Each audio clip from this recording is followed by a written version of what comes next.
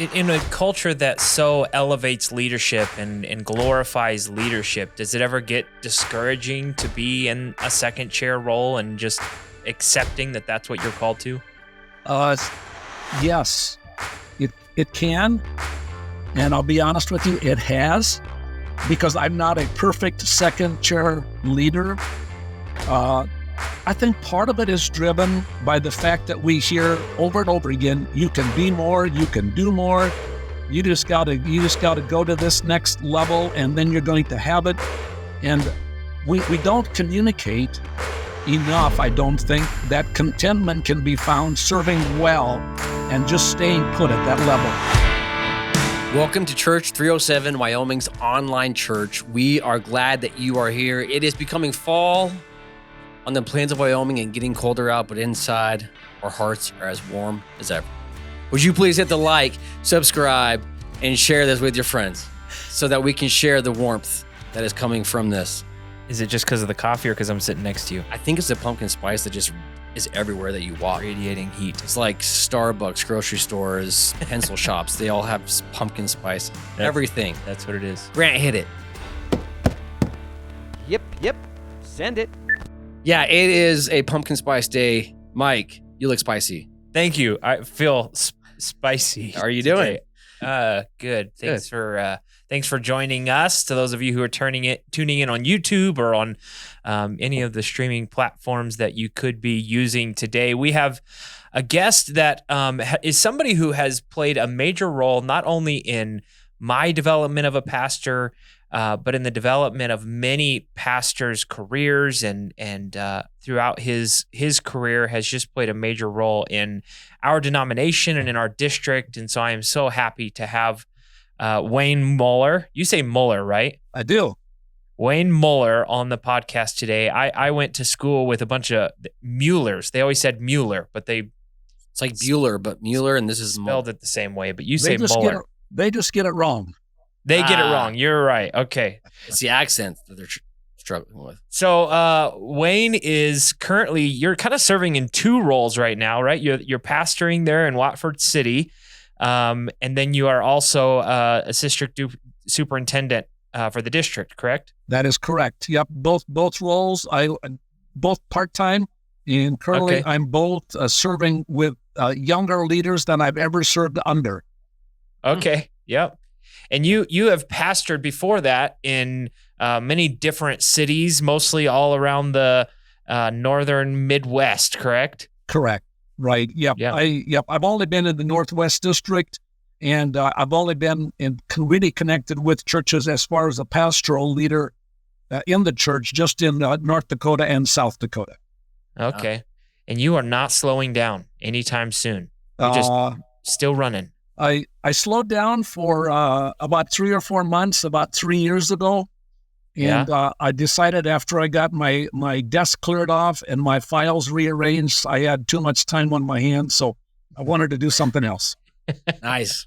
Well, we are happy you did. And today we're going to talk about followership and what it looks like for us to be followers while leading or leaders while following. And I've learned more on this topic from Wayne than anybody else. I'd like to begin by reading a quote, one of Leonard Sweet's quotes. He says, "God does not ask if we are able. God asks if we are available. And the weakness we offer him, he turns into a strength." I think so often we say, I will follow you, God, if I can call the shots, or if I get to get the recognition, or if I get to be in charge. We kind of expect that we're going to get our way if we follow God, but there's somewhat of a surrendering process that happens when we choose to follow God, in which we say, no longer is it going to be about me pursuing my dreams. Instead, I'm going to lay my agenda aside and I'm going to take up God's agenda. So in a sense, in following Christ, he is inviting us to lead, to be leaders in the world while following him. And so Wayne, when he talks about this idea of following and being a leader, you often use the terms first chair leader and second chair. First chair is kind of the person calling the shots, and second chair is the person following that. Honestly, before you started using that language, I had never heard anybody else use those terms in that way. Is that original to you, or? Mike, that's a good question. I don't think it's original with me, although it's been resonating with me since probably about the mid-1980s. That was before I actually joined full-time ministry in a local church and was involved in a retail business, and I had to struggle with the fact that I wasn't the person in charge, even though I wanted to call the shots, and I would have been better maybe if I called the shots. I wasn't the person to call the shots. And so it was really a journey that I had to travel and kind of repeat some steps in over a period of months or years. And then about the same time as I was reading through the scriptures, there were guys like Barnabas in the book of Acts, who was never designed to be the first chair leader or the one calling the shots, but did just an outstanding job of supporting and surrounding and elevating other very effective first chair leaders. And if you go back even further in the scriptures, Joshua did that with Moses. I mean, Moses would get the direct command from God. Moses would pass it on to Joshua, and Joshua saw that it was carried out. And so it's really critical in being a second chair leader that you realize and remind yourself almost daily, I'm not the first chair leader. Because if you think you are and you're operating from the second chair, that's not going to work. Yeah. It's such a biblical idea. We look at the advice that Paul gives us in Romans 13 to honor or even obey the authority of the government, which most of us kind of go the opposite way with that and just do a lot of criticizing. Or when Jesus says that whoever wants to be the leader among you must serve, and Jesus taught us how to serve. And so it's not either a leader or a servant. It is, what role am I meant to play in this whole thing? So how do we then relate that to the way that we serve each other? Because I can make the connection, okay, I need to serve God or I need to serve Christ. How then do I make a connection between that idea to I need to serve another human or somebody else who has been called to be my leader?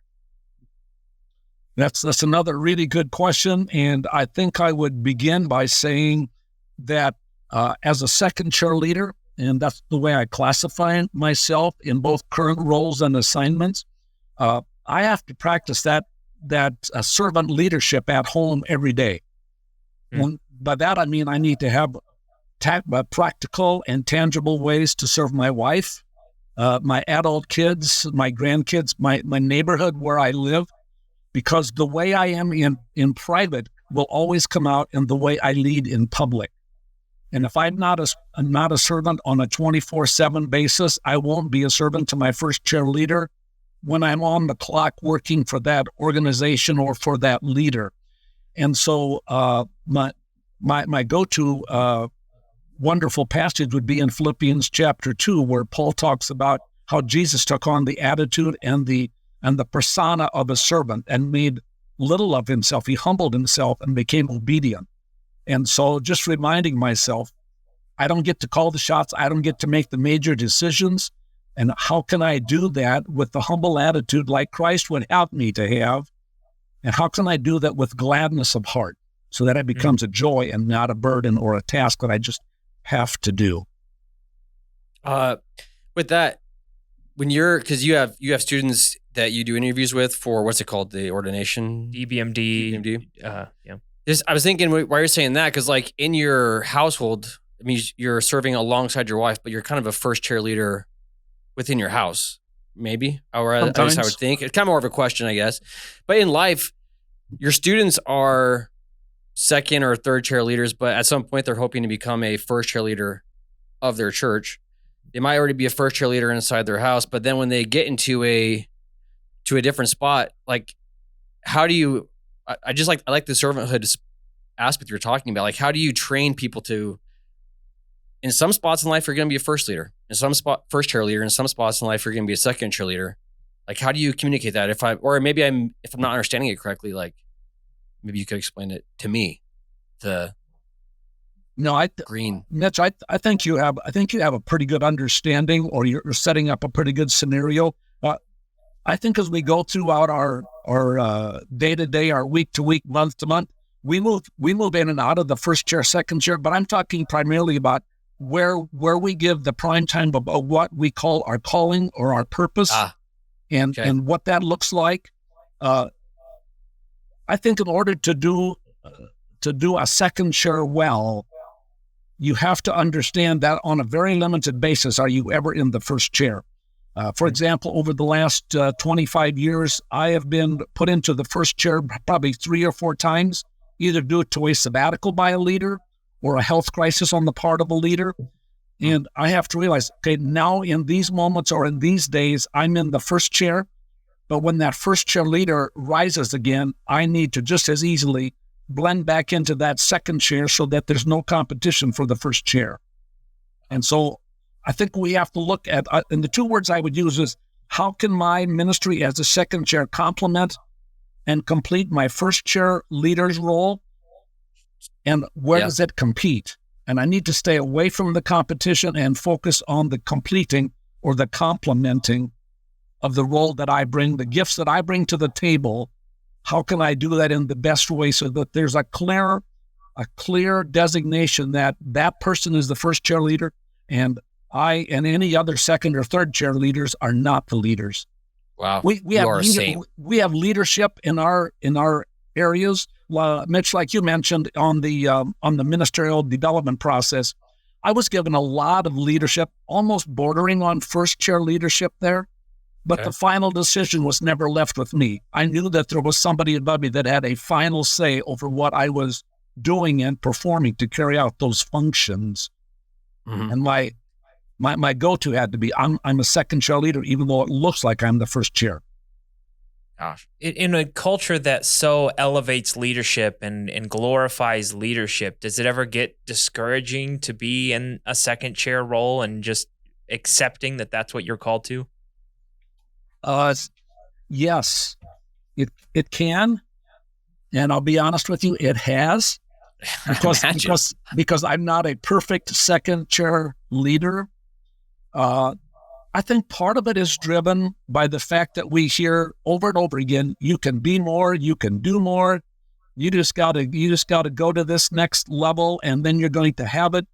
And we don't communicate enough, I don't think, that contentment can be found serving well and just staying put at that level.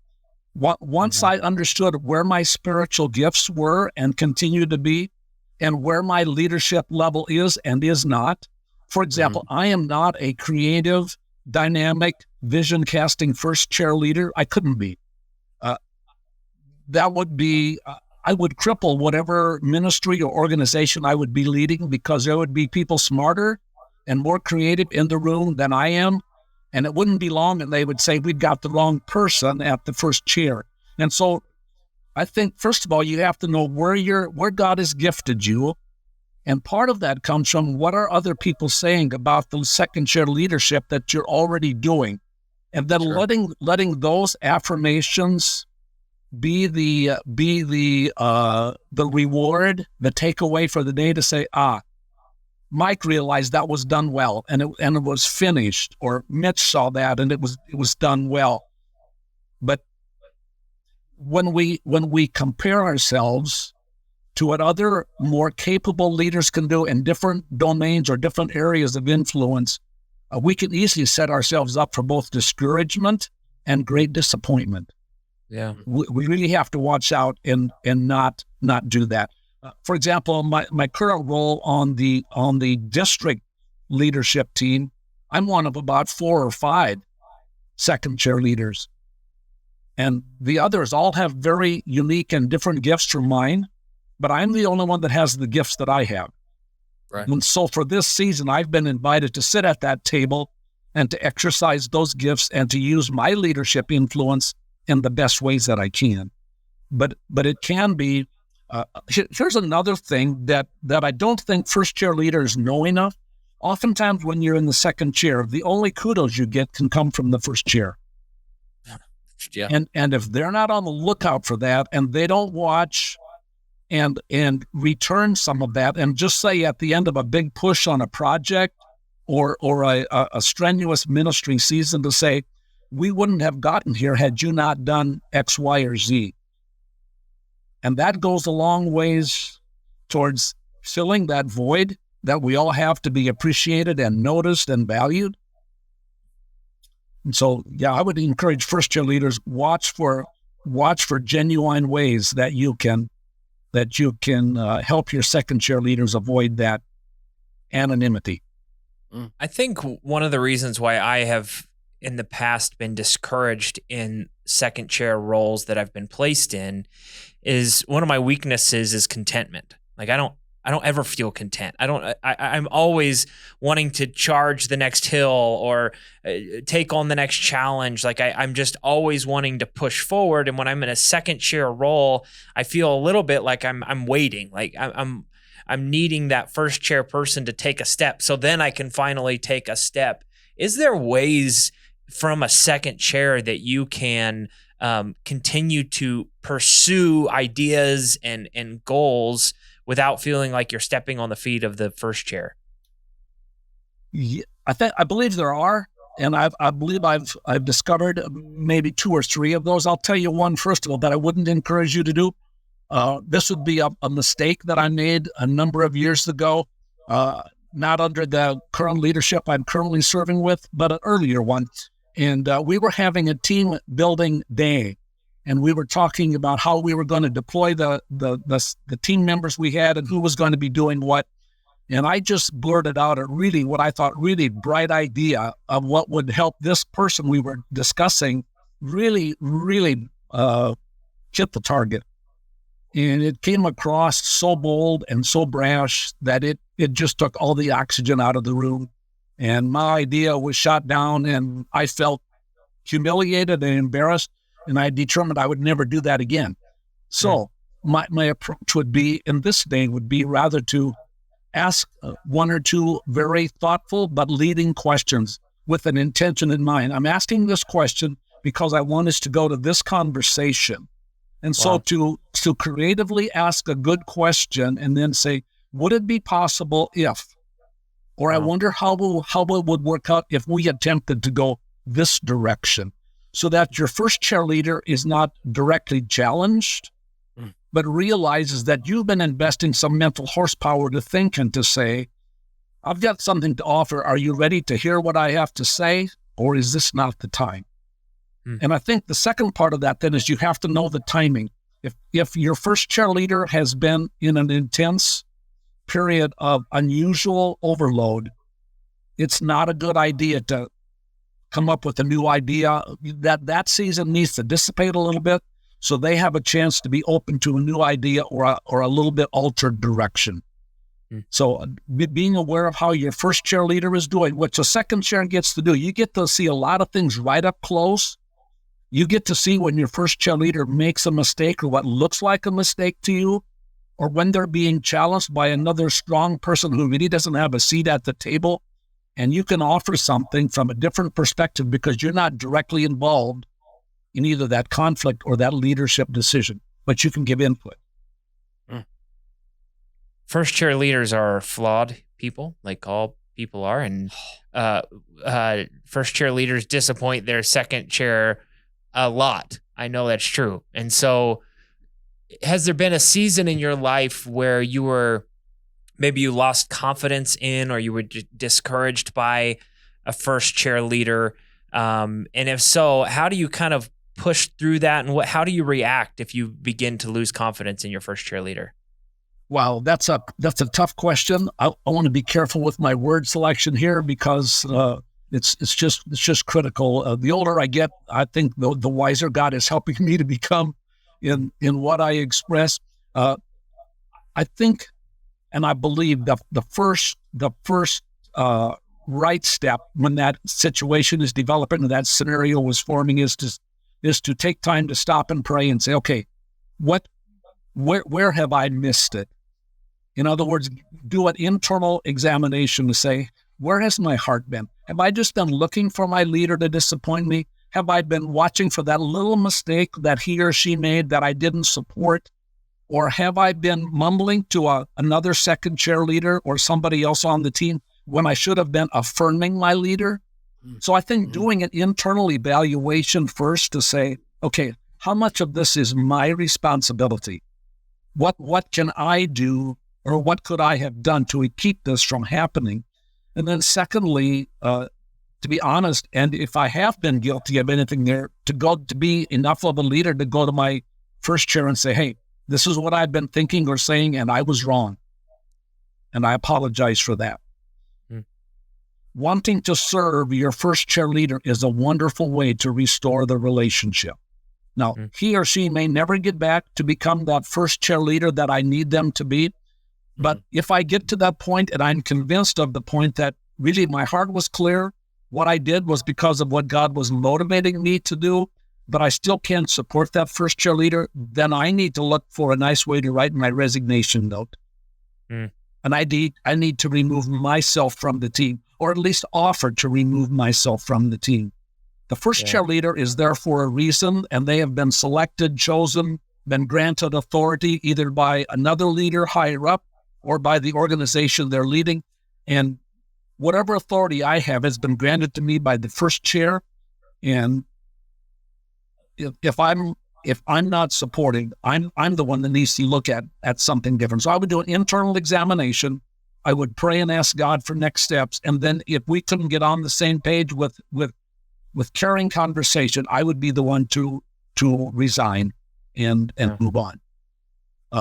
I've never had to do that, but I have gotten to the place where I had to object to a decision that a first chair leader was making, and realize that I felt so passionately about it that if he wanted to go ahead and move ahead with that decision, that I was going to remove myself from the team. Not as a threat, but just to say, you won't have to worry about me. I won't challenge you on this again, but I am challenging you now, and either we can adjust and go on together, or I will be the one that will depart from the team.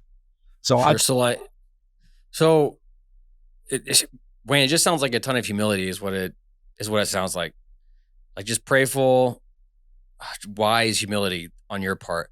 What are some pitfalls then for second chair leaders? Because like one thing you just expressed was talking behind first chair's back, like sowing discontent among the troops as second chair. Like I think that's a pretty obvious misstep as a second chair leader. Are there other pitfalls that second chair leaders can fall into?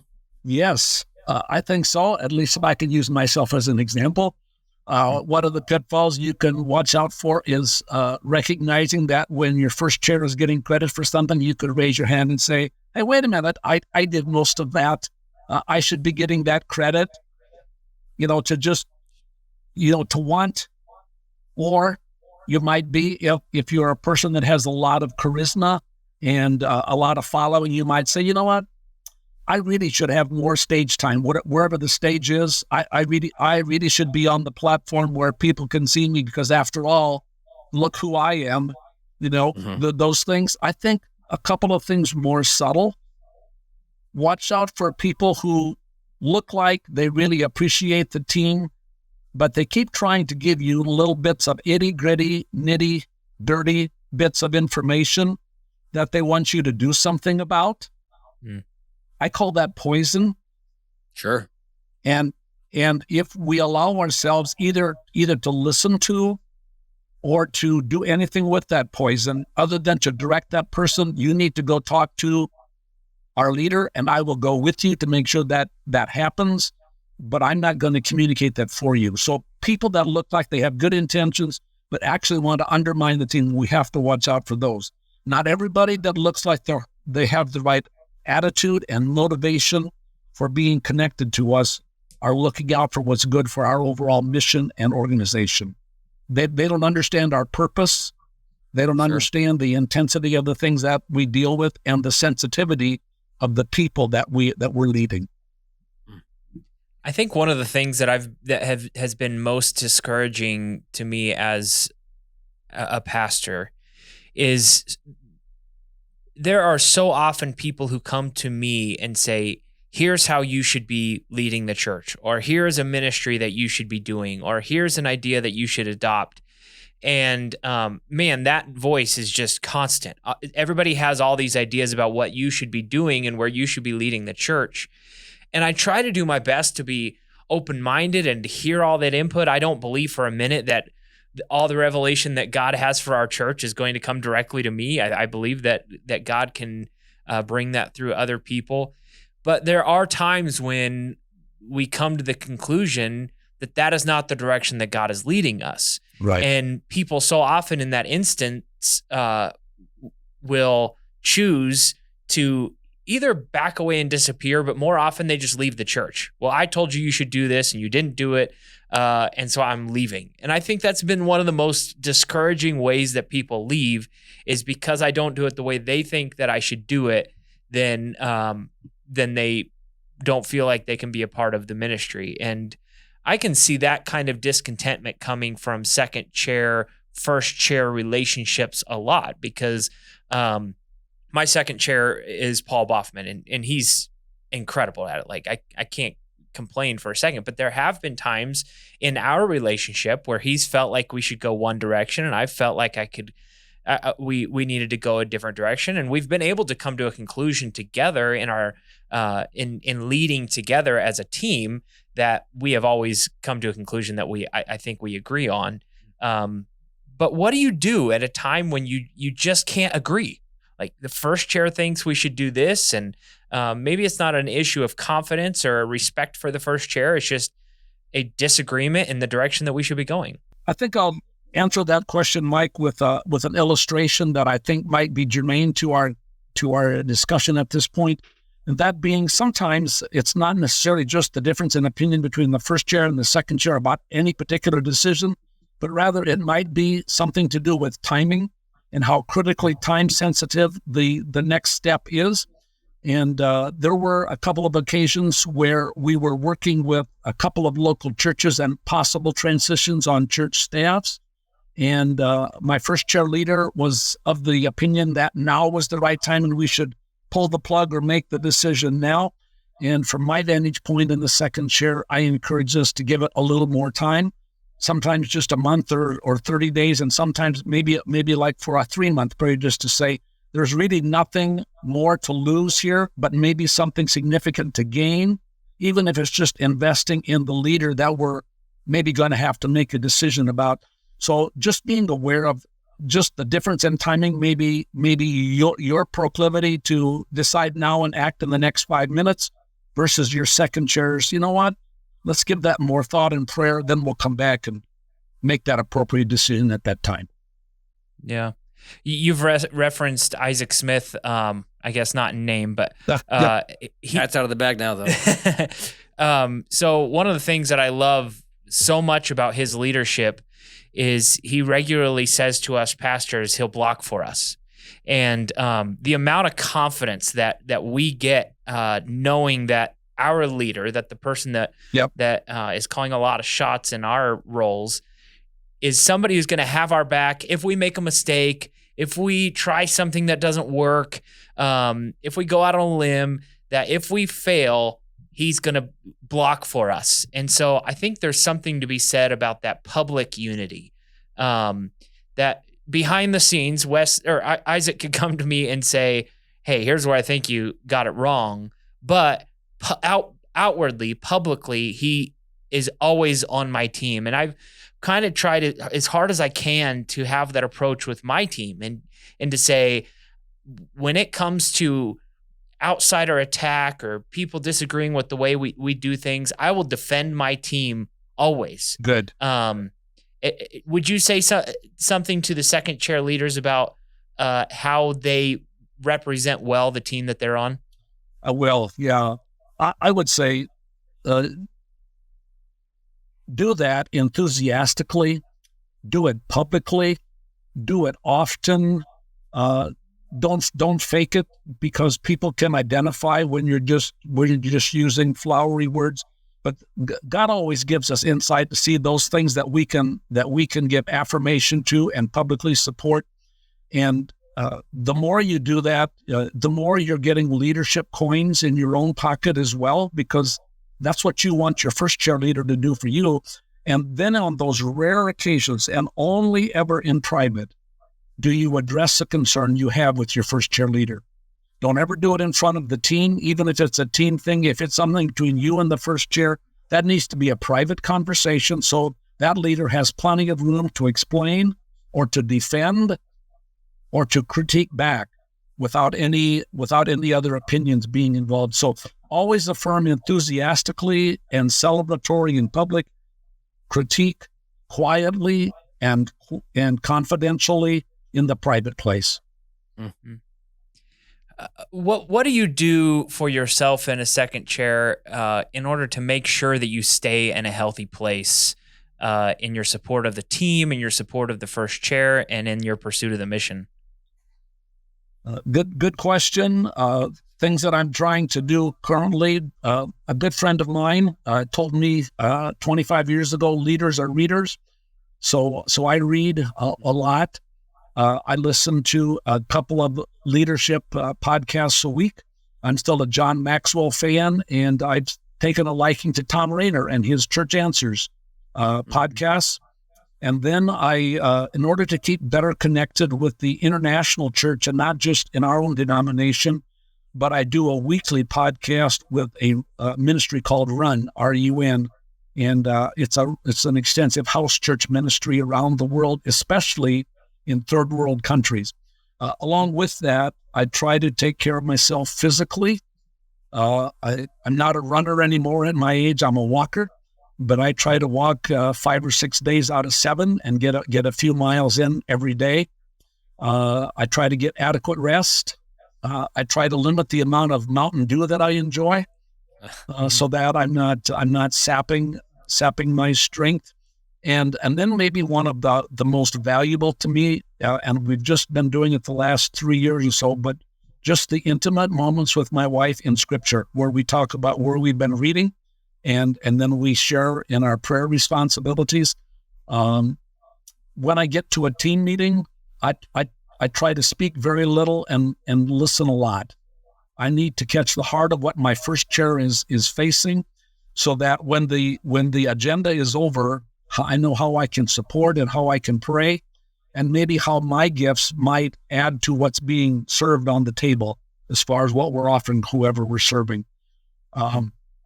Another thing you can do to make yourself sustainable is ask your first chair leader, what is currently on your plate that you don't have to do that I could do? Oh. In other words, what is something that you're seeing you need to do, but you wouldn't have to do that, and I could do it because I've got time in my schedule to do that. Those would be some of the things that I do. I use a funky little illustration about the old-fashioned gas gauge that went from E over to F for full. And I try to look at myself a couple times a week and say, okay, where is the needle pointing? And what do I need to do to fill my tank back up? And I've got 4 or 5 things that are personal to me that I say, these things fill my tank, and these other things drain my tank. So I try to avoid the drainers, go to the fillers. Are there benefits that we've not talked about of being a second chair leader? We've talked a lot about the pitfalls and what makes it difficult and the things you got to watch out for. But are there benefits of being in that second chair? Yes, one of the biggest benefits the last 5 years is less stress. First chair leaders have taken on a whole lot more stress, I think, than they have had in maybe the previous couple of decades prior to that.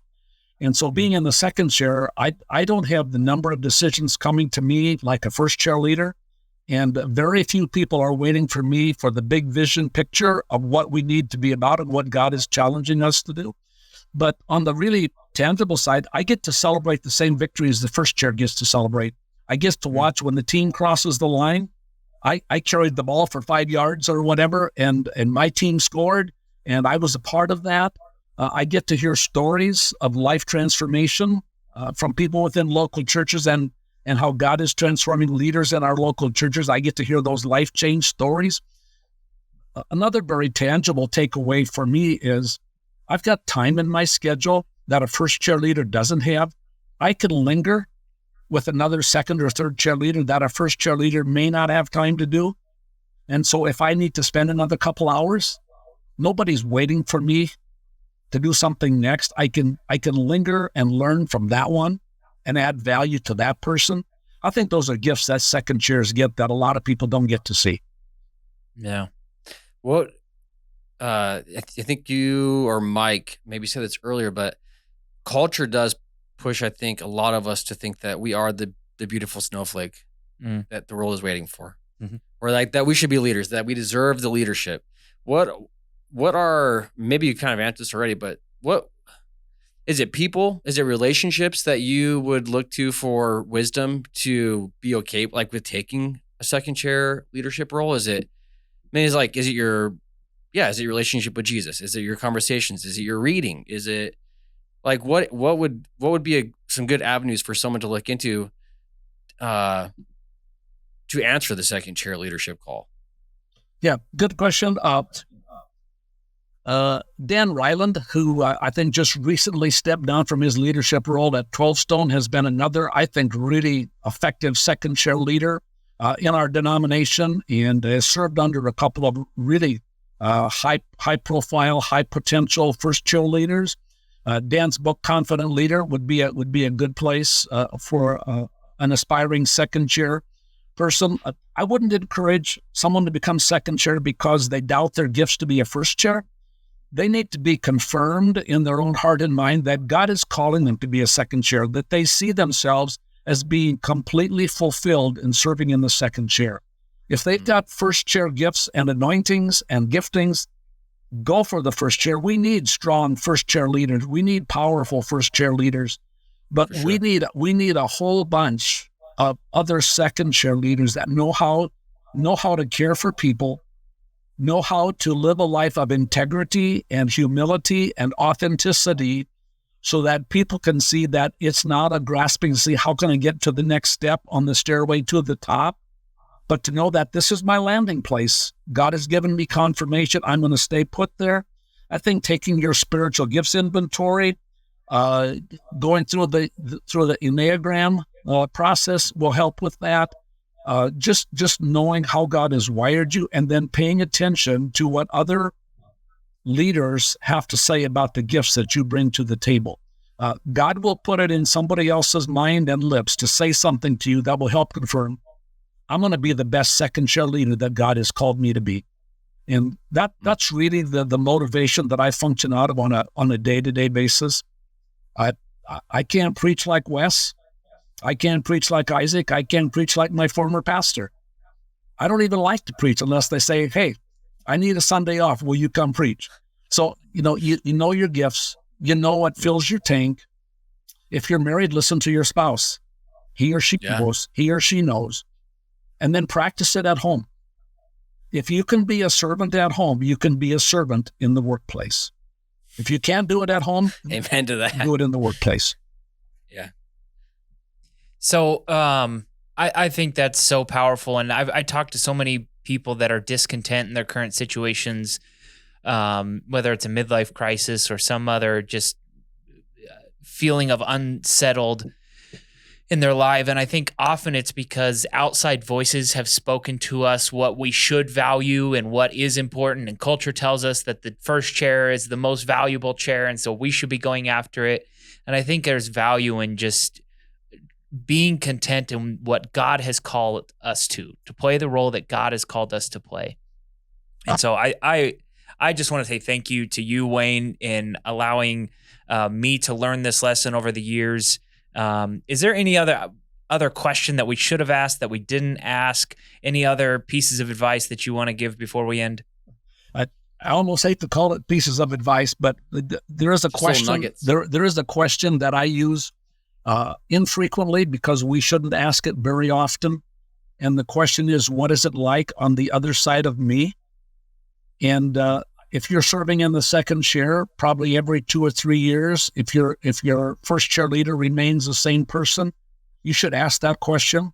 That communicates, okay, I'm delivering what I think you want me to produce and deliver. How is it coming across to you? In other words, am I a help to you or am I a hindrance? Sometimes it's hard for the first year leader to come back and say, you're getting it pretty close, but I wish you would. And yet, if you'll take that same attitude of humility and say, what is it like on the other side of me? I think that's a really good question. Once again, that question's not original with me. I only ask about 3 or 4 people. I ask my wife every few years, not every week, what's it like on the other side of me? And I've also asked my 2 adult kids, what's it like on the other side? How am I doing as I grow older as a dad? What is life like when you're on the other side of me? And then don't be defensive, because the people that you're asking care about you a great deal, and they want you to be better and to serve well. Always get up every day with the idea that you can add value to someone else, and you can contribute something to what somebody is trying to accomplish. Wow. Gosh, Wayne. That was so helpful. What's your big takeaway? Wayne's a saint. I walk away from this conversation just, I need humility. Yeah, when you mentioned the Philippians passage, it's like, Yeah. I think, trying to live that out. Living in servanthood, and you're doing a good job, Wayne. Yeah. And I would also say, if you're watching this today and you say, I want to hear more about that, or to contemplate this idea more, there is a book that I would recommend. It's I'm a Follower by Leonard Sweet. And he's kind of just grabbing a hold of this idea that we are all called to be followers in some part of our lives, and primarily we are called to be followers of Christ. Right. And we are taking up his agenda and not following our own agenda. We're pursuing his dreams, not our dreams. And that's what it means to make him the Lord of our lives. We surrender to him as Lord. And so in that sense, we are all second chair leaders. Right. And so lean into it. Yeah, Wayne, thank you so much for your time today. You're welcome. Thank you. Thanks for the invitation. Your wisdom. To share with you today. I appreciate the opportunity. Oh, yeah. Mike, thank you for sitting down. Yes. And you. Thank you for sitting in my second chair. Oh, time. And all of you sitting down, hopefully not in your driver's seat, driving your car down the road. That would be irresponsible. Unless you're just listening. True. Yeah, that's okay. That's right. That's okay. We would encourage you to listen. But for those of you watching online, I hope that it was insightful. Yeah. I don't know how it couldn't be. Wayne had some really great stuff in there. That was powerful. Yeah, really powerful. So would you please hit the like button, and would you share this to get the content out there? And subscribe to the channel because information like Wayne's just now, we hope to deliver every Monday, just powerful kingdom stuff. And then if you didn't like it, just hit the thumbs down twice so that you know that it counts. Right? And as you go, know that Jesus loves you unconditionally, and he died to give you new life.